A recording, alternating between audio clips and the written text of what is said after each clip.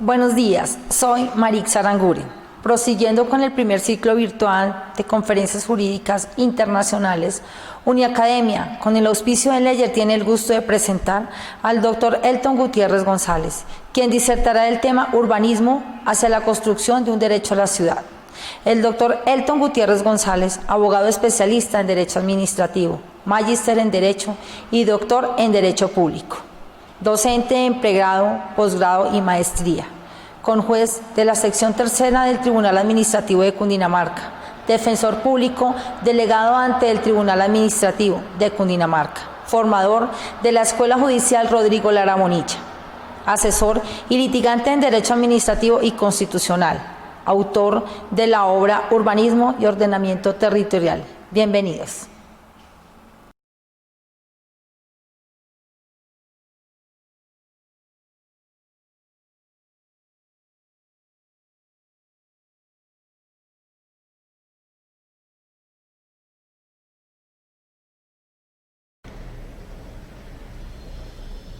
Muy buenas. Primero que nada, extender un afectuoso saludo a todos los que nos ven y sobre todo a Editorial Leyer y Uniacademia por hacer posible este espacio de disertación jurídica, el cual el día de hoy aprovecharé la oportunidad para hablar de un tema de amplitud dentro del sistema jurídico colombiano. Urbanismo hacia la construcción de un derecho a la ciudad. Quiero empezar por explicarles un poco de qué tratará mi disertación. En principio, sugiere el título de la misma que el urbanismo es realmente el instrumento sobre el cual se edificará la construcción de un derecho a la ciudad. Contrario a lo que se pensaría, no se trata simplemente de establecer en un canon normativo la existencia de un derecho a la ciudad. Tampoco se habla de hacer una reforma legal, estatutaria o orgánica para crear un derecho a la ciudad. De lo que realmente estamos hablando en esta instancia y hablaremos durante esta jornada es de la construcción interpretativa o hermenéutica de un derecho a la ciudad. ¿Cómo lo vamos a hacer? Primero que todo, revisaremos lo que en principio trato de hacer y es la forma de conectar los conceptos del urbanismo con el ordenamiento territorial, entendiendo, contrario a lo que se piensa, que se tratan de dos disciplinas disímiles, sino que por el contrario, haremos y entenderemos que tratamos de una sola disciplina que tiene, por supuesto, dos orientaciones distintas, pero que se representan en una misma finalidad. Luego de ello, trataremos de ahondar un poco lo que refiere a las normas urbanísticas colombianas y de ordenamiento territorial para revisar cómo estas normas, aunque ya un poco antiguas en nuestro sistema jurídico, coadyuvan al proceso de construcción de este derecho a la ciudad. Así entenderemos conceptos tales como los principios, los fines, las determinantes y estándares urbanísticos, para posteriormente y como conclusión hablar de por qué el urbanismo se constituye en la fuente o el instrumento para la construcción de un derecho a la ciudad, siendo este el futuro de esta disciplina. Pues bien, sea lo primero mencionar lo siguiente. En Colombia se ha tratado siempre de distinguir las disciplinas del ordenamiento territorial y del urbanismo. Esto se presenta porque se ha entendido que el ordenamiento territorial es una orientación eminentemente política, decisional y autonómica de los entes territoriales involucrados en cómo debe estar ordenado el territorio. La discusión se ha trasladado hacia cómo se manejan, cómo se eligen, cómo se distribuyen las competencias en los distintos esquemas de poderes. ¿Qué le corresponde a nación? ¿Qué le corresponde a departamento? ¿Y qué le corresponde a municipios y distritos? Hoy en día también con la incorporación del tema regional y de los esquemas asociativos que por virtud de la Ley Orgánica de Ordenamiento Territorial 1454 del año 2011 se incorporan al ordenamiento jurídico interno. Pues bien, ¿qué tiene que ver esta disciplina con el urbanismo? Se diría, no tiene absolutamente nada que ver. Contrario a esta perspectiva, pienso que no puede existir una debida organización territorial sin antes pensar en aquella que permite que esto se cumpla. Y esto hablo precisamente del urbanismo. El urbanismo depende de la organización territorial.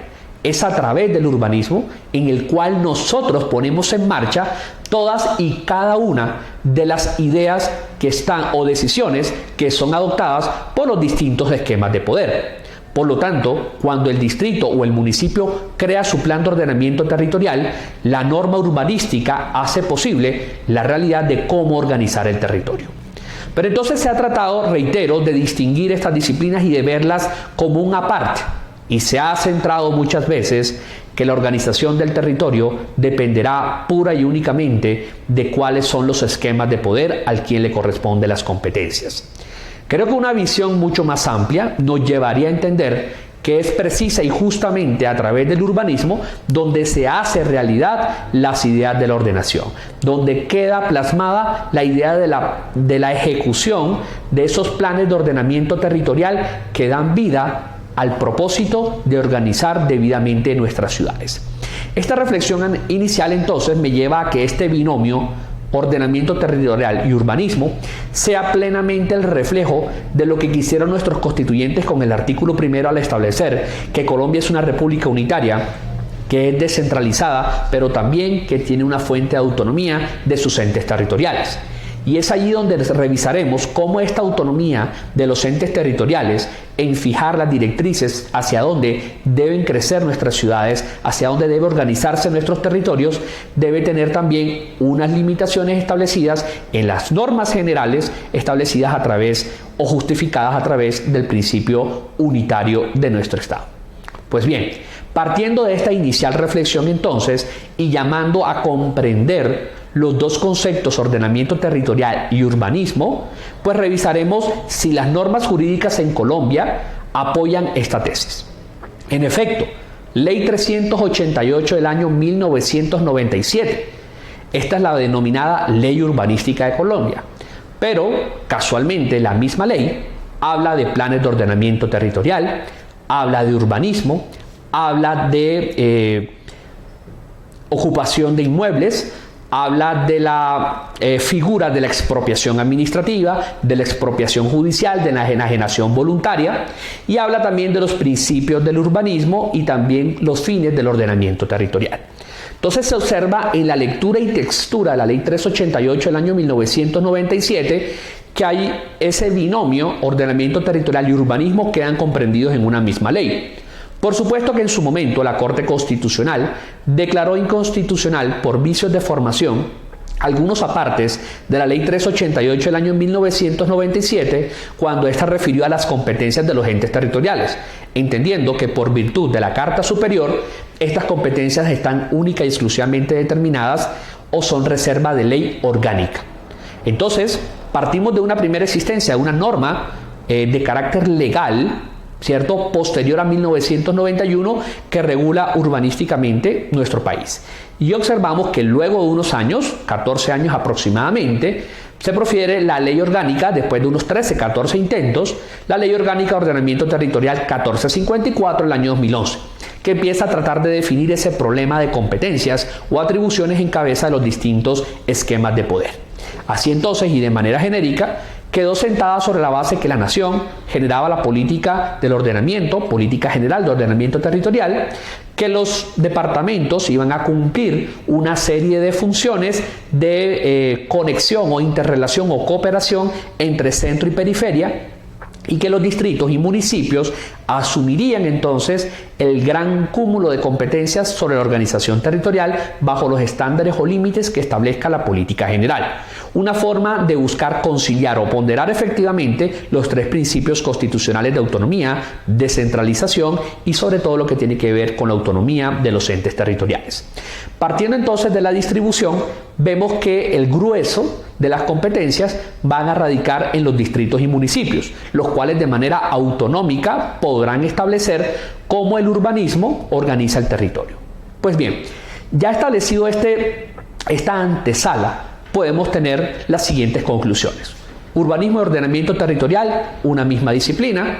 Urbanismo y ordenamiento territorial, pese a sus distinciones, se deben manejar bajo un mismo rasero quién toma las decisiones y cómo se ejecutan. Asimismo, las mismas disposiciones establecen de manera diferenciada cómo organizar, cómo establecer esas competencias, cómo apoyarse en esquemas territoriales asociativos y cómo el gran cúmulo de competencias radica en distrito y municipio. Ahora bien, si esto está así desde el año 1997, reforzado con la 1454, Ley Orgánica del año 2011, y las recientes disposiciones que crean las regiones administrativas de planificación, que tienen como objeto la configuración de las regiones como entes territoriales, ¿por qué el urbanismo a la fecha no nos ayuda a organizar bien nuestro territorio? ¿Por qué el urbanismo no se ha constituido como ese servicio público que genera la creación de un verdadero derecho a la ciudad? Vayamos a las razones. El urbanismo se ha entendido desde un punto de vista muy técnico. Si usted habla de urbanismo con cualquier persona, inmediatamente la mente lo orientará a pensar que es una disciplina que compete a arquitectos, a ingenieros, a topógrafos y a personas distintas de la ciencia jurídica. Se le ha elevado a un nivel tal de tecnicismo que son pocos los que se atreven, me incluyo, a escribir y a disertar sobre este tema. Pero se ha querido mostrar esto para que la disciplina quede en manos de pocos. Pero realmente es un asunto que nos compete a muchos. ¿Cómo hacemos y cómo cambiamos las perspectivas sobre la base de lo que existe? Muy sencillo. Volvamos a los cánones iniciales de cómo entendemos el derecho. Y cuando a nosotros nos enseñan el derecho, nos enseñan sus fuentes. Y cuando nos enseñan sus fuentes, partimos de la idea de los principios. Desafortunadamente, cuando estudiamos principios en el derecho o en distintos ordenamientos jurídicos, los profesores de cualquier facultad pasan los principios como una materia obligatoria o una reflexión obligatoria, pero nadie entiende o nadie transmite la idea de cuál es la importancia que revisten los principios dentro del esquema de la interpretación del derecho. Y más aún confuso, el legislador ha creado principios en las normas y los ha transmitido a manera de finalidades. Entonces tenemos en principio una confusión en lo que es un fin y un principio. Y naturalmente eso tiene mucha repercusión en la comprensión y entendimiento de ciertas disciplinas del derecho. ¿Qué propongo? Algo extremadamente sencillo. ¿Usted quiere entender el urbanismo bajo la perspectiva de la construcción de un derecho a la ciudad? Perfecto, entendámoslos. ¿Cómo? Volvamos al principio. Y la ley 388 es muy diáfana al establecer. Artículo 2, los principios del urbanismo. Hay mención de 3 principios. Principio número 1, función social de la propiedad. La propiedad no tiene una función eminentemente privada, sino también una función social. Inmediatamente incorporamos en el concepto de Estado social de derecho a la sociedad y su relación con el derecho a la propiedad. Segundo, la función social de la propiedad también se alimenta con la prevalencia del interés general sobre el particular. Estos dos principios quedan de manifiesto también cuando en normas de carácter constitucional se integra la posibilidad de la expropiación administrativa o judicial, la enajenación voluntaria e incluso cuando las normas prevén responsabilidades del Estado por ocupaciones de inmuebles. ¿Para efectos de qué? De reivindicar, en principio, la función social de la propiedad y la prevalencia del interés general sobre el particular sin la afectación de los derechos subjetivos e individuales. Y el tercero, para mi gusto, el mejor redactado y consagrado de los principios, la distribución equitativa de las cargas y beneficios. Los españoles lo hacen y lo consagran en un solo latinismo, equidistribución. Cuando hablamos de equidistribución y distribución equitativa de cargas y beneficios, entendemos que no podemos crear urbanismo, no podemos planear el territorio, no podemos ejercer actuaciones urbanísticas no sin antes partir, arrancar la largada, marcarla desde el principio. ¿Y cuál es el principio? ¿Para qué lo voy a hacer? ¿Desde dónde tengo que pensar? Tengo que empezar desde determinar que toda actuación que realizaré, todo plan de ordenamiento deberá estar inspirado en que debo repartir cargas y beneficios. Entonces, voy a hacer un cambio del uso del suelo. Perfecto, ¿lo puedo hacer? Claro, está dentro de mis atribuciones autonómicas de los entes territoriales. Hago un cambio del suelo. ¿Para qué? Se me pregunta. Ese cambio del uso del suelo parte de un principio. Y es que el principio que debe hacer es que ese cambio del uso del suelo lo hago para repartir cargas y beneficios. Al propietario del suelo, que tiene su legítimo título, le estoy otorgando la posibilidad de ¿qué? de que el cambio del uso del suelo genere para sí un plusvalor, genere para sí un mayor valor de su propiedad. Ahora, la distribución es equitativa. No puedo generarle un beneficio particular al propietario sin pensar en las repercusiones que esto puede tener para el resto de la sociedad. ¿Cómo así? Listo, establezco entonces una distribución equitativa de cargas y beneficios. Le doy el cambio del uso del suelo, le pasó el predio de costar 50 millones a costar 450 millones. Entonces esta persona está ganando 400 millones de plusvalor. ¿Le hizo un beneficio? Por supuesto. Pero la pregunta es, ¿y eso en qué beneficia equitativamente al resto de la sociedad? Pues impongámosle gravámenes. Afectémoslo con plusvalía y constitucionalmente, en virtud del artículo 82, yo puedo participar como ente territorial de esa plusvalía, para tener entonces mayores rentas endógenas y con ella aplicar un principio de participación al resto de la comunidad, que a través de unas destinaciones específicas promueva la mejor infraestructura vial, el mejor equipamiento público, los parques y la protección de las reservas naturales.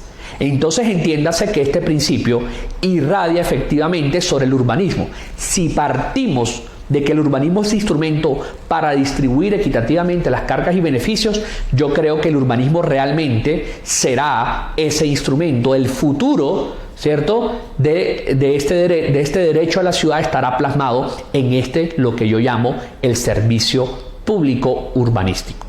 Entonces piénsese que cualquier carga que yo impongo también tendrá un beneficio, y es que yo le puedo durar su vivienda, el acceso a su vivienda, un año en construcción. Generará incomodidad, será una carga llegar a su casa en su vehículo, será una carga el polvo que deba asumir, pero seguramente cuando ello termine se generará una valorización en favor del propietario. Entonces, ¿qué debo partir? Debo partir que este instrumento, el urbanismo, los planes de ordenamiento territorial y todos los instrumentos de planificación y ejecución urbanística deben volver al principio. Si yo estoy ejecutando urbanismo por fuera del principio, la consecuencia que vamos a tener es que el urbanismo no es lo que está llamado por principio legal y constitucional a ser. ¿Eso qué implica? Que este mensaje deba reproducirse, de que esta conferencia deba escucharse por quienes tienen a su cargo decisiones políticas. Los entes territoriales que a la fecha discuten sus planes de ordenamiento territorial. ¿Por qué? Porque el gobierno dura 4 años. El plan de ordenamiento tiene una vigencia de 12 años, pero las ciudades y nuestros territorios tienen permanencia en el tiempo, por lo menos para nuestra generación y las generaciones venideras.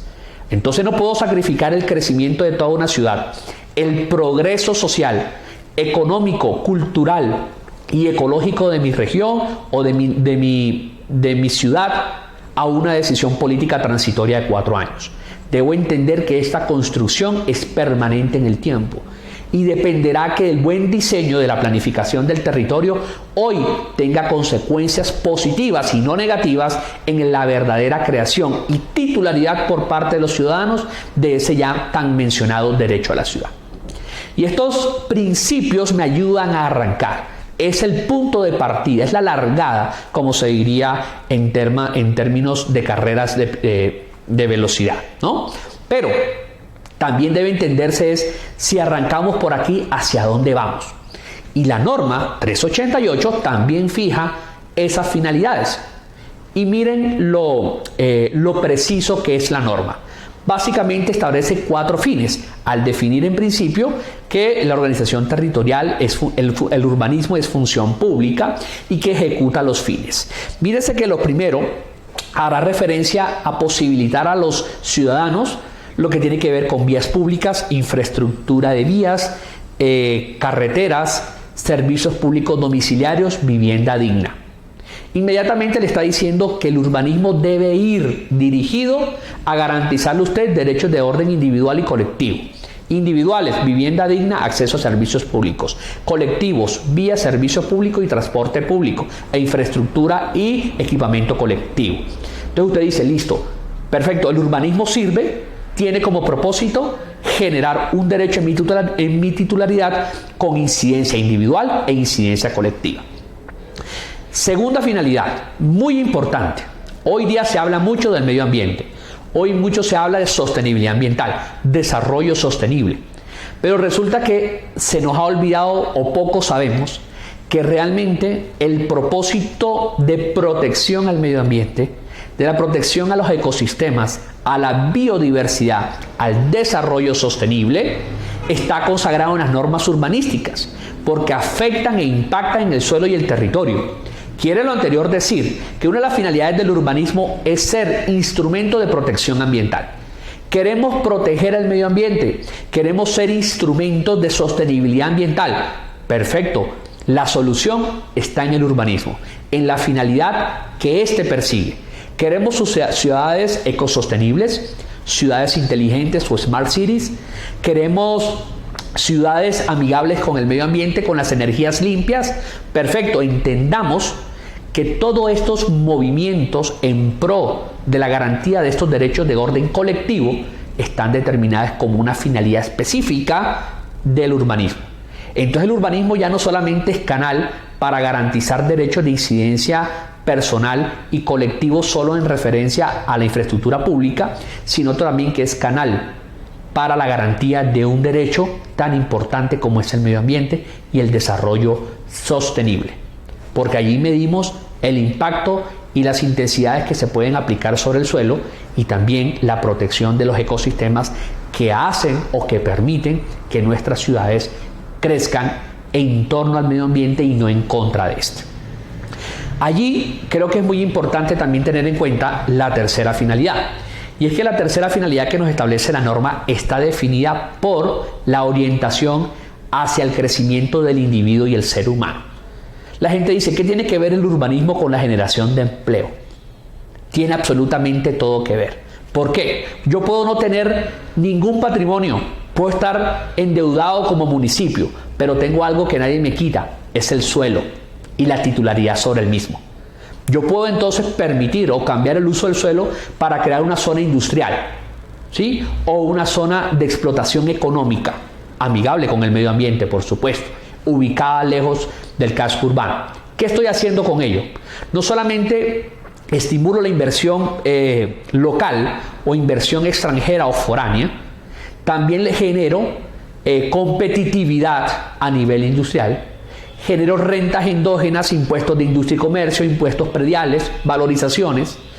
También ayudo al propósito de construir infraestructura pública para cuando ellos construyan sus grandes empresas, pero también tengo la libertad de colocar condiciones a la ejecución de ciertos proyectos productivos, y es que me empleen a mano de obra local.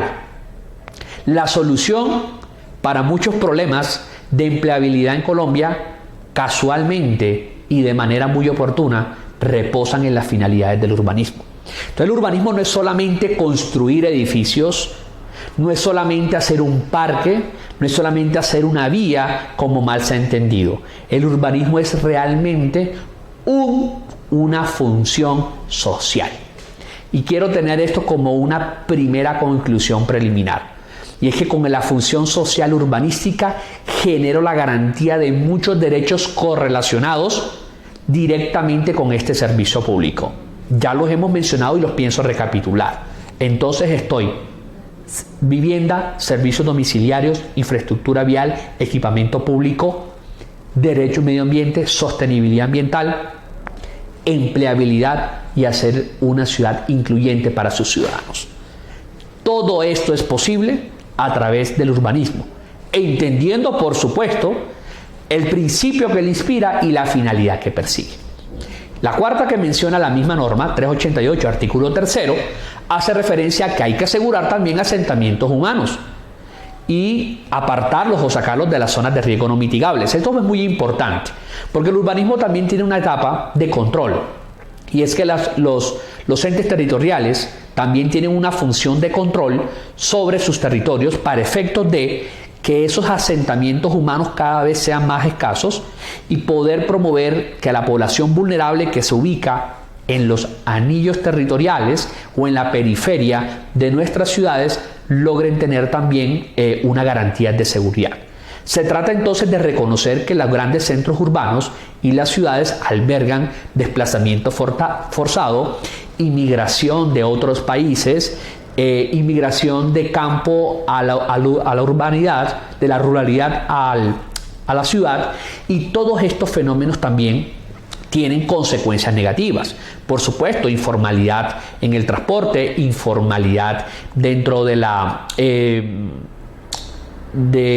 titularidad de la propiedad, inseguridad de estos asentamientos, inseguridad ciudadana. Entonces el urbanismo también debe promover la protección de esas zonas de riesgo no mitigables y garantizar que estos asentamientos humanos, con política pública, urbanística y organizativa, podamos incluir a ese sector de la sociedad marginado y podamos ubicarlos en condiciones de seguridad. No llega a pasar desafortunados eventos como el que se registró en Mocoa, donde efectivamente el fenómeno natural de plena incidencia urbanística y de ordenación del territorio tuvo consecuencias en la población más vulnerable, que se ubicaba en asentamientos humanos a la ribera de aquellos cuerpos de agua que se desbordaron en razón a la mayor afluencia de agua y al fenómeno invernal que azotó esta ciudad y que dejó más de 50.000 damnificados. ¿Sufriendo quiénes? Desafortunadamente, la población más vulnerable. Entonces, de lo que se trata no es justamente como aquellos objetivos que se persiguen de legalizar lo irregular. Recientemente, el Congreso de la República ha proferido la Ley 2044, que trata de verificar el saneamiento y la ilegalidad de ciertos predios que se han venido ocupando históricamente. Se está tratando entonces de organizar sobre lo irregular, organizar y legalizar sobre lo que creció mal.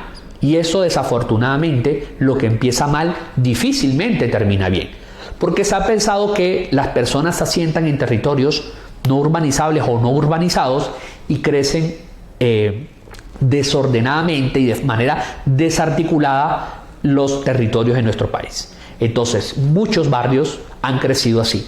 Personas con unas casas que invaden el espacio público, andenes donde no se pueden transitar, postes de energía donde están colindando con una ventana, generando un gran riesgo.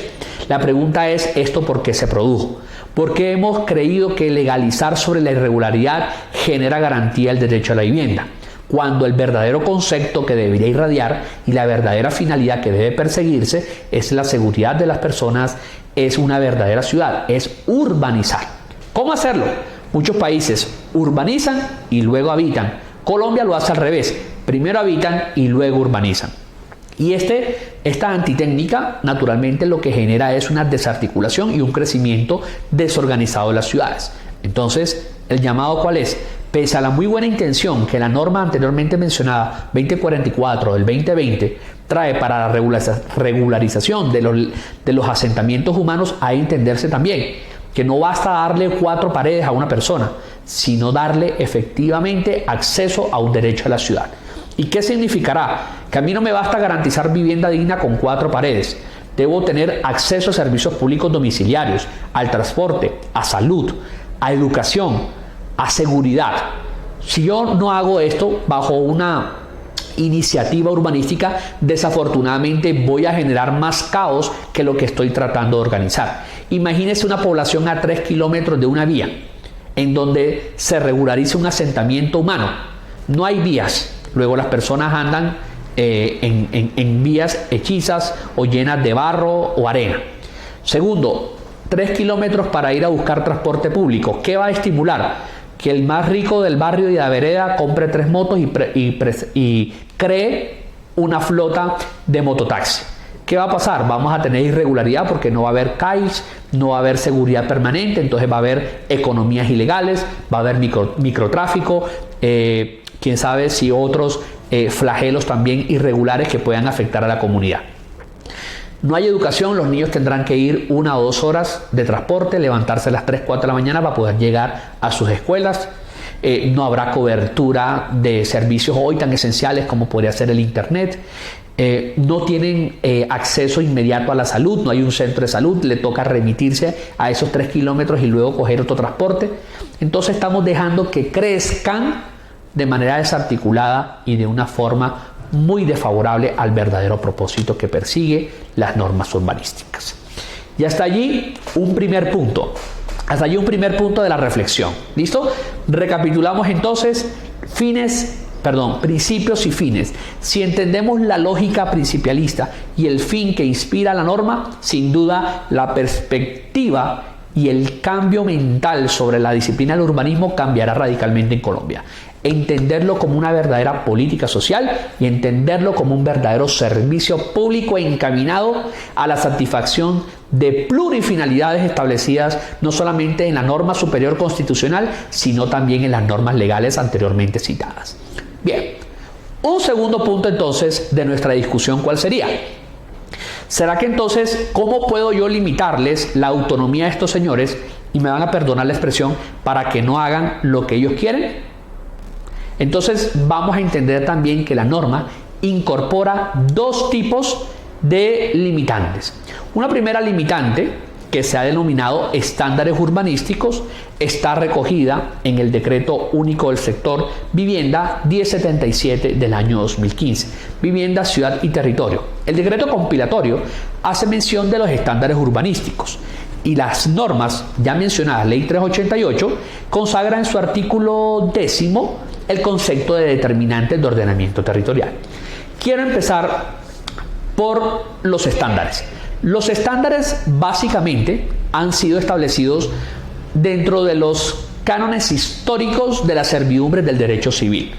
Los estándares urbanísticos muy pequeños y limitados en la norma anteriormente reseñada básicamente nos hablan un poco de cuánto tiene que haber en una medida de espacio público, de andenes, de carreteras o vías. Estándares que muchas veces en nuestro país no se cumplen. Entonces la idea de estándares urbanísticos como un verdadero instrumento de limitación a la autonomía de los entes territoriales para el verdadero cumplimiento de los fines del urbanismo y los principios que irradian las actuaciones, en Colombia, a criterio muy respetuoso y particular del suscrito, no se cumple. Por otro lado, en el artículo 10º se consagran las famosas determinantes de ordenamiento territorial. Y aquí sí tenemos un concepto mucho más extensivo que el de los estándares. Primero, la referencia que hace el artículo es que estas determinantes de ordenamiento territorial son de superior jerarquía. Lo anterior me lleva y me conviene invitarlos a revisar la Ley 153 del año 1887, la cual nos refiere que cuando hay una dicotomía entre una norma o una antinomia, normativa, se tendrá que resolver bajo los principios que la ley establece. Específicamente, prevalecerá la norma superior sobre la inferior, por nombrar solamente un criterio. Cuando se dice que las determinantes de ordenamiento territorial son de superior jerarquía, inmediatamente sabemos que están ubicadas jerárquicamente de manera superior a los planes de ordenamiento territorial. Significa entonces que los planes de ordenamiento territorial se encuentran subordinados a las determinantes que establece la norma superior. Ahora bien, ¿cuáles son esas determinantes? ¿Qué se incluyen dentro de esas determinantes? Mira las que vamos a tener. Primero, las determinantes que tienen que ver con la conservación, con el desarrollo sostenible y el medio ambiente. Hay unas determinantes medioambientales al ordenamiento territorial. Y este es un tema sumamente importante, porque no solamente hablamos de que el urbanismo, reitero, tiene como finalidad la protección al medio ambiente, sino que encuentra en la misma norma urbanística la limitante o el límite para que esos planes de ordenamiento territorial y esos instrumentos de planificación del territorio cumplan con las determinantes ambientales. Ahora bien, hay una tarea un poco compleja y es ¿dónde están las determinantes? ¿Dónde se consagran? Pues obviamente están en muchos cuerpos normativos, están establecidos en actos administrativos de las corporaciones regionales autónomas, Ministerio de Vivienda, Ciudad y Territorio, y además de otras entidades que también incluyen determinantes ambientales. Imagínense, por ejemplo, lo que tiene que ver con el PEM, lo que es el Plan Especial de Manejo y Protección, lo que tiene que ver con el SINAP, el Sistema Nacional de Áreas Protegidas, lo que tiene que ver con el PGOF, el Plan General de Ordenamiento Forestal, por mencionarles algunos. Entonces ya sabemos que para tener un entendimiento y comprensión mucho más amplia del ordenamiento territorial y urbanismo, enfocado a la protección medioambiental, debemos entender que estas determinantes también reposan en normas de interés superior y que limitan la autonomía de estos planes de ordenamiento territorial. Posiblemente incluso generar hacia futuro alguna limitante o algún control de carácter jurisdiccional ante los jueces competentes.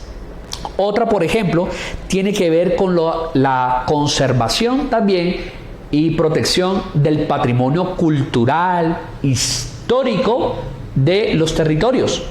Y esto también me genera muchas inquietudes cuando, por ejemplo, vemos casos de alto impacto urbanístico en Colombia y que se le ha denominado el mayor caso de corrupción en materia de urbanismo o el mayor escándalo urbanístico. Y es lo que está pasando en la amada ciudad de Cartagena con el edificio Acuarela. Entonces se ha generado todo un conflicto que ya parece estar resolviéndose porque hubo una construcción amparada en una licencia de construcción irregular, por supuesto, porque está amparando y habilitando la construcción en territorios protegidos por ser patrimonio cultural, que además no generó una acreditación como patrimonio inmaterial de la humanidad y que está en riesgo por la creación de una torre habitacional y comercial. Entonces mírese cómo este es un vivo ejemplo de la finalidad desviada que tiene el instrumento urbanístico. Porque antes de proteger el patrimonio cultural e histórico de Cartagena, la determinación de patrimonio inmaterial otorgada por la UNESCO se benefició, al parecer o presuntamente de manera irregular, a un particular para la explotación de sus recursos económicos o de una actividad inmobiliaria de carácter privado. ¿Qué pasó? Vienen entonces los órganos de control, vienen los conceptos de la Agencia Nacional de Defensa Jurídica del Estado y venimos todos a rescatar la verdadera finalidad del urbanismo y a hacer valer la determinante de protección al patrimonio cultural. Entonces mire cómo funciona. Desafortunadamente se tiene que llegar a un extremo de tener un litigio de más de 5 años. Pero esto es perfectamente evitable cuando en los instrumentos de planificación y ordenación territorial tiene claro el estructurador y la autoridad cuáles son sus principios, cuáles son sus fines y sobre todo también cuáles son sus límites normativos. Entonces, la consideración jurídica sobre estándares urbanísticos entonces nos lleva al campo de saber de que si bien hay un principio autonómico establecido en ese artículo primero superior, también se ha de recordar ese principio central unitario cuando el Congreso de la República, a través de la denominación de determinantes, crean ciertas limitaciones a esa autonomía. Y pues obviamente habrán determinantes también para efectos de la ubicación de zonas industriales, de distintas zonas de vocación residencial, comercial, entre otras, como para organizar mejor la estructura de la ciudad, y lo que tiene que ver también con la interacción o complementación de planes que derivan de esquemas territoriales como las áreas metropolitanas. Bien, ya hecho este diseño, pasemos a revisar nuestras conclusiones. ¿Listo? Preliminarmente entonces tenemos urbanismo y ordenamiento territorial como una disciplina que buscan conjuntamente la construcción de un verdadero derecho en titularidad del ciudadano. 2. Urbanismo será ese servicio público que está, o ese instrumento que está establecido para que las decisiones que se tomen en los esquemas políticos decisionales, nación, departamentos, municipios y distritos, logren el cumplimiento de sus fines y sobre todo irradien sus principios. Que los principios están determinados en la ley y que hay que entender que estos son el punto de partida para cualquier planificación del territorio. Función social de la propiedad, prevalencia del interés general sobre el particular y distribución equitativa de cargas y beneficios. Luego, de ese punto de partida tendremos un objetivo que lograr. Nuestras finalidades: equipamiento público, derecho a la vivienda, servicios públicos domiciliarios, medio ambiente, sostenibilidad ambiental, desarrollo sostenible, protección al patrimonio público, garantía de empleabilidad y de oportunidades en términos de equidad para todos los ciudadanos y la seguridad sobre los asentamientos humanos irregulares dentro del territorio. Si entendemos esta dinámica, sabemos hacia dónde conducimos el urbanismo, irradiado por un principio de autonomía ya anteriormente mencionado y consagrado en el artículo 1 superior. ¿Cómo sabemos si la autonomía está siendo bien conducida? Revisemos el concepto de estándares y sobrepasemos la noción primigenia del estándar vía servidumbre del derecho civil. Y entiéndanse las determinantes de ordenamiento territorial como una verdadera limitación. ¿Para qué? Para que nosotros seamos garantes, verificadores, veedores que el proceso de construcción de la ciudad, de crecimiento de nuestra ciudad, nos va a beneficiar a todos como un conglomerado social y no solamente va orientado a un cierto sector privilegiado de la sociedad. Eso me permitirá sentar las bases del derecho a la ciudad que tiene, y aquí empiezan mis conclusiones, el primer pilar fundamental: participación ciudadana. No puedo hablar de que existe un derecho a la ciudad cuando desconozco al verdadero titular del mismo derecho. No puedo hablar de un derecho a la ciudad cuando estoy en descontexto con lo que piensa el ciudadano. Las matrices participativas en las etapas de diagnóstico y formulación de los planes de ordenamiento territorial, que valga mencionar, recientemente también tuvieron una modificación a través del decreto 1232 del año 2020, donde se simplifica los procedimientos y se le establecen términos perentorios para las distintas etapas de diagnóstico, formulación de los planes de ordenamiento territorial. Se recuerda que debe existir participación ciudadana. Cuando no hay participación ciudadana, crecen las ciudades en descontexto con la realidad de las personas que la habitan. Son simplemente decisiones autónomas del elegido, no de las personas que llevaron al elegido a donde está. Si no se le pregunta a la persona qué ciudades quieren, cómo las quieren, también entendemos que está este crecimiento en descontexto con los enfoques diferenciales que deben haber en una ciudad. En una ciudad puedo tener distintas comunidades, puedo tener incluso comunidades indígenas, puedo tener población vulnerable, puedo tener inmigración de otros países, puedo tener comunidad LGTBIQ. Esas ciudades deben ir creciendo en torno a la diferenciación y en torno al enfoque diferencial que existe sobre la misma. De otra manera no podría crecer ordenadamente y también con un elemento participativo que satisfaga la titularidad del derecho a la ciudad. No es lo mismo una ciudad ubicada en un valle que una ciudad costera. No es lo mismo una ciudad de tierra caliente de una ciudad de páramos o una ciudad fría. Estos enfoques diferenciales también deberían inspirar los denominados estándares urbanísticos que tenemos como asignatura pendiente crear con enfoque diferencial, para que el crecimiento aún ordenado parta de la distinción regional, geográfica y cultural que caracteriza sobre todo a un país como Colombia. Sin participación no hay derecho a la ciudad. ¿Qué le debemos dar dentro del derecho a la ciudad? Debemos darle entonces estándares ciudadanos. Démosle un estándar ciudadano. Debemos ser que la ciudad vaya en favor del ciudadano, vaya a aumentar su calidad de vida, le genere oportunidades de empleo, le genere oportunidades de educación y formación. No todos tenemos que viajar de la provincia a la capital. En la provincia debe existir oportunidades de crecimiento profesional, de crecimiento académico. Debe también llegar a la provincia los servicios públicos, la conectividad, las energías renovables.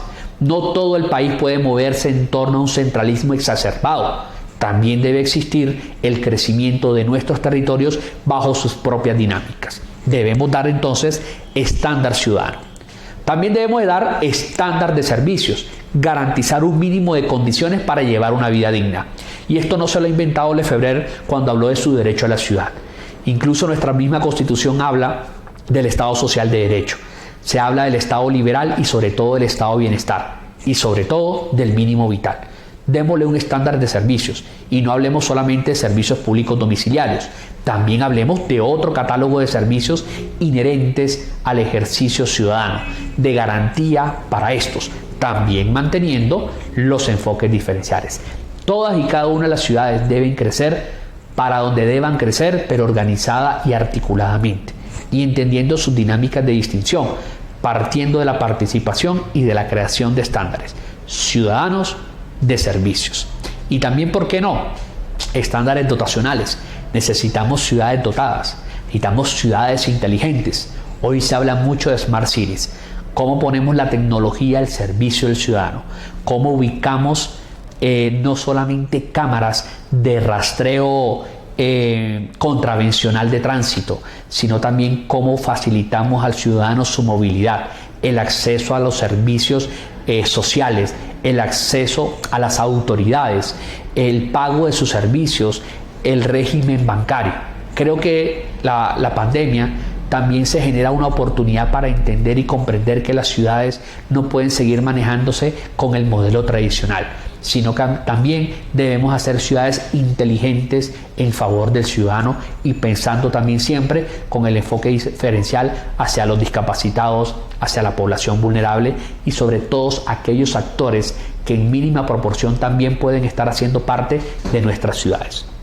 La única fórmula que puedo recomendar para la verdadera construcción de un derecho a la ciudad es el urbanismo, cumpliendo fielmente con lo que existe. No se proponen normas, no se propone creación normativa, no se propone un acto legislativo, no se propone decretos con fuerza de ley. Se propone entender lo que nuestros legisladores con gran clarividencia establecieron en las normas del artículo 97, pero darle un viraje hermenéutico. Comprende no solamente los actores políticos y los actores que tienen en sus manos las decisiones de organización. Hablo de alcaldes, gobernadores, presidentes, congreso. Hablo de comisiones de ordenamiento territorial, hablo de consejos regionales de ordenamiento, hablo de los consejos municipales, de las asambleas. No solamente ellos están llamados al concierto del servicio público y la función social urbanística. El ciudadano tiene su responsabilidad. No me gusta participar porque siempre hacen lo que se le da la gana. Tiene que empezar a gustarle. El artículo 95 en la Constitución le impone el deber de tomar parte en la decisión que los afecta. ¿Y qué más que nos afecta que el entorno físico donde nos desarrollamos, nuestras ciudades? Además, la participación ciudadana junto con los actores políticos también debemos tener combinados a este concierto a los jueces de la República. Y si de pronto por vía legal no existe la creación de un derecho a la ciudad, ¿por qué no creamos un derecho a la ciudad por vía de la justiciabilidad de los derechos colectivos o medioambientales? ¿Por qué no dar un salto en la jurisdicción estableciéndole límites a las autoridades en la planificación de su territorio y en la ejecución de actuaciones urbanísticas? ¿Por qué no pensamos en la acción popular como un verdadero mecanismo de tutela judicial efectiva para proteger medio ambiente sano, desarrollo sostenible, sostenibilidad ambiental, cumplimiento de las normas urbanísticas? ¿Por qué no dotamos de mayor ilustración a los inspectores de policía que por virtud de la ley que incorpora el Código de Seguridad y Convivencia Ciudadana, anteriormente denominado Código de Policía, deban entender el margen de control urbanístico y la aplicación de las sanciones que por virtud del incumplimiento de estas normas les corresponde? Entonces el concierto es absoluto de todos los actores dentro de una ciudad, haciéndole reiterada mención a este atributo de la participación ciudadana. Solo así crearemos derecho a la ciudad, que será el futuro de nuestros territorios. Entender que el territorio y el espacio físico donde nos desarrollamos cumplirá con el propósito de autonomía personal, de indemnidad personal y de la no discriminación. Los tres elementos anteriormente mencionados hacen parte del trípode que sostiene el principio axial de la dignidad humana consagrado en nuestra Constitución política. Creo que con estas reflexiones muy respetuosas presentadas a la comunidad académica, agradeciendo de antemano nuevamente la invitación, quiero dejarlos con esta profunda reflexión y muchas gracias a ustedes por estar en esta sesión. Hasta una próxima.